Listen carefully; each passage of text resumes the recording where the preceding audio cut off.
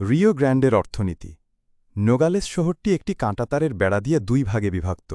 আপনি যদি সেই বেড়ার পাশে দাঁড়িয়ে উত্তরের দিকে তাকান তাহলে দেখবেন নোগালেস, অ্যারিজোনা, যা সান্তাক্রুজ কাউন্টিতে অবস্থিত। সেখানকার গড় পারিবারিক আয় বছরে প্রায় $30,000। বেশিরভাগ কিশোর কিশোরী স্কুলে যায় এবং প্রাপ্তবয়স্কদের বেশিরভাগই হাইস্কুল পাস।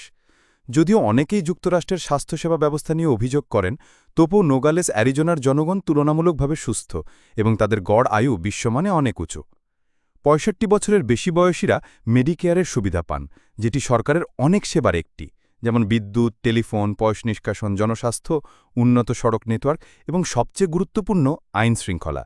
এখানকার মানুষ নিরাপদে জীবনযাপন করতে পারে, প্রতিদিন কাজ করতে পারে ভয় ছাড়াই। লুটপাট, দখল কিংবা ব্যবসা বাড়িঘরে বিনিয়োগের ঝুঁকি নিয়ে চিন্তিত হতে হয় না। তাদের কাছে এটা স্বাভাবিক মনে হয় যে সরকার, যা সব দুর্বলতা এবং কিছু দুর্নীতি সত্ত্বেও, তাদের প্রতিনিধি। তারা চাইলেই তাদের মেয়র, কংগ্রেসম্যান কিংবা সেনেটরকে পরিবর্তন করতে পারে। তারা প্রেসিডেন্ট নির্বাচনে ভোট দেয়। গণতন্ত্র তাদের জীবনের স্বাভাবিক অংশ। ঠিক সেই বেড়ার অন্য কাছে মাত্র কিছু ফুট দূরে নোগালেস, সোনোরা, একেবারে ভিন্ন এক বাস্তবতা।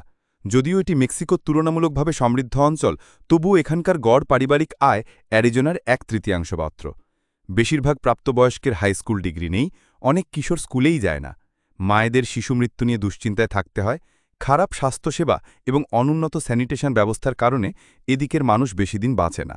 রাস্তাঘাটের অবস্থা করুন, আইন শৃঙ্খলা আরও খারাপ, অপরাধের মাত্রা বেশি, আর নতুন ব্যবসা শুরু করা এক ঝুঁকিপূর্ণ ব্যাপার। শুধু ডাকাতির ভয় নয়, বরং ব্যবসা খুলতে হলে নানা ঘুষ, অনুমতির ফাঁদে পড়তে হয়। নোগালেস, সোনোরার মানুষ প্রতিদিন দুর্নীতিগ্রস্ত এবং অকার্যকর রাজনীতির সঙ্গে বসবাস করে। গণতন্ত্র তাদের জন্য খুব নতুন একটা বিষয়।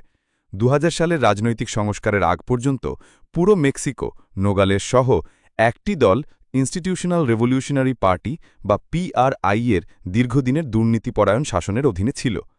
প্রশ্ন হল, কিভাবে একটি শহরের এই দুই অংশ এতটা ভিন্ন হতে পারে?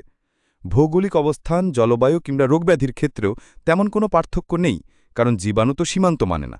তাহলে এই বিশাল পার্থক্য কিসে? অনেকে বলবে, হয়তো লোকজন আলাদা।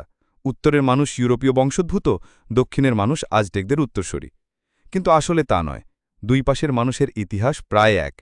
১৮২১ সালে স্পেন থেকে স্বাধীনতা অর্জনের পর লোস দোস নোগালেস অঞ্চল ছিল মেক্সিকোর বিয়েহা ক্যালিফোর্নিয়া রাজ্যের অংশ। ১৮৪৬ থেকে ১৮৪৮ সালের মেক্সিকান আমেরিকান যুদ্ধের পরও এই অঞ্চল মেক্সিকোর অধীনেই ছিল। ১৮৫৩ সালের গ্যাটস্টেন চুক্তির পর এই অঞ্চল যুক্তরাষ্ট্র সীমানায় চলে আসে, দুই পাশে বসতি গড়ে ওঠে। দুই পাশের মানুষ একই খাদ্য খায়, একই সঙ্গীত ভালোবাসে, সংস্কৃতির দিক থেকে তারা প্রায় অভিন্ন। তাহলে আসল পার্থক্য কোথায়? আসল পার্থক্য হল সীমান্ত রেখা। নোগালেস, অ্যারিজোনা যুক্তরাষ্ট্রের অংশ এবং এখানকার মানুষ যুক্তরাষ্ট্রের অর্থনৈতিক প্রতিষ্ঠানের সুফল ভোগ করে। তারা পেশা বেছে নিতে পারে, শিক্ষা ও দক্ষতা অর্জনের সুযোগ পায় এবং প্রতিষ্ঠানগুলো তাদের জন্য প্রযুক্তিতে বিনিয়োগ করে, যার ফলে আয় বাড়ে। রাজনৈতিক প্রতিষ্ঠানও তাদের অধিকার দেয়, ভোটাধিকার, জবাবদিহি ও প্রতিনিধিত্ব।